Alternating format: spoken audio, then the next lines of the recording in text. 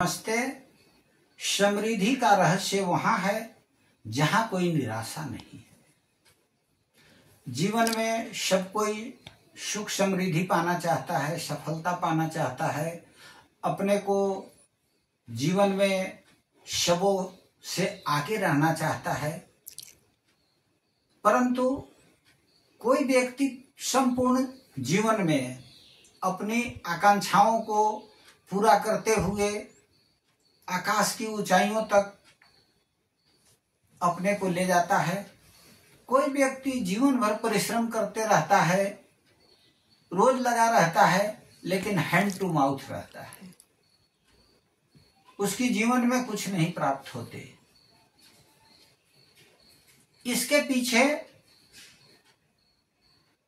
और कुछ नहीं, मानव जीवन के सोच, उसके संकल्प, उसके जीवन की सीखने की दिशाएं, ये सब तय करती हैं कि समृद्धि कैसे आएगी, कहां से आएगी।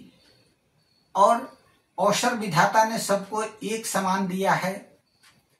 इस संसार में जो आया, संपूर्ण संसार उसके लिए खुला है।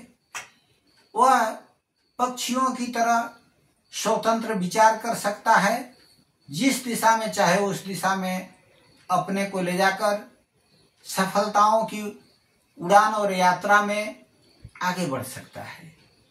परंतु जीवन में उत्साह, जिज्ञासा और आनंद यदि है तो आप इस दिशा में बहुत कम परिश्रम से आगे बढ़ सकते हैं। जीवन को उत्साह, जिज्ञासा और आनंद से भरें। यह आपके जीवन में समृद्धि लाने का एक पहला कदम होगा। अपनी कमियों को पहचानें। अगर हम अपनी कमियों को नहीं पहचानते हैं, हम सोचते हैं कि मैं जो सोच रहा हूं, मैं जो समझ रहा हूं, मैं जो कर रहा हूं, वही सबसे बड़ी बात है, तो आप कभी जीवन में कुछ नहीं कर सकते हैं। जीवन में कुछ करने के लिए सबसे पहले यह समझना होगा कि मनुष्य कभी परिपूर्ण नहीं हो सकता, मनुष्य परफेक्ट नहीं हो सकता, कुछ कमी रहती है। और जब ही हम अपने अंदर की कमियों को ठीक करने लगते हैं, धीरे धीरे हमारे अंदर सुख समृद्धि का निवास होने लगता है। अपनी कमियों को पहचान करना सबसे जरूरी है और उन्हें दूसरे के भरोसे नहीं छोड़कर धीरे धीरे हमें ही दूर करना होगा। ज्ञान हमें शक्ति देता है, वहीं प्रेम हमें पूर्णता प्रदान करता है। सिर्फ ज्ञान की गठरी बांध लेने से जीवन सफल और सार्थक नहीं होता। जीवन में ज्ञान अत्यंत आवश्यक है, परंतु ज्ञान हमें शक्ति देता है किसी काम को करने के लिए। लेकिन जब हम उसी काम को प्रेम से करते हैं, तब प्रेम हमें परिपूर्णता देता है, दुनिया से जोड़ता है। जीवन का सबसे बड़ा उपहार एक उच्च जीवन का सपना है। मनुष्य मानवीय गुणों से परिपूर्ण हो, उसके जीवन में plane living and high thinking, सादा जीवन, उच्च विचार की अवधारणा हो और वह उच्च आदर्शों के साथ जीवन जीने का सपना रखता हो।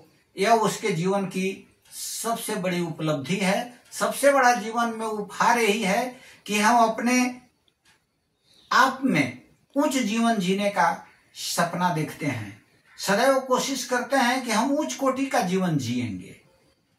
किताबें पढ़ने से हमें एकांत में विचार करने की आदत और सच्ची खुशी मिलती है। इसके लिए हम किताब अवश्य पढ़ें।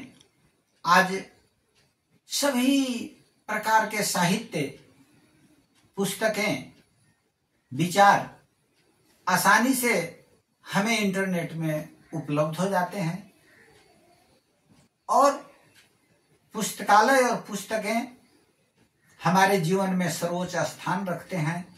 इसलिए हम पुस्तकों को पढ़ने का अवश्य आदत डालें और जब हम पुस्तकों को पढ़ने लगते हैं तो वे हमारे मित्र बन जाते हैं।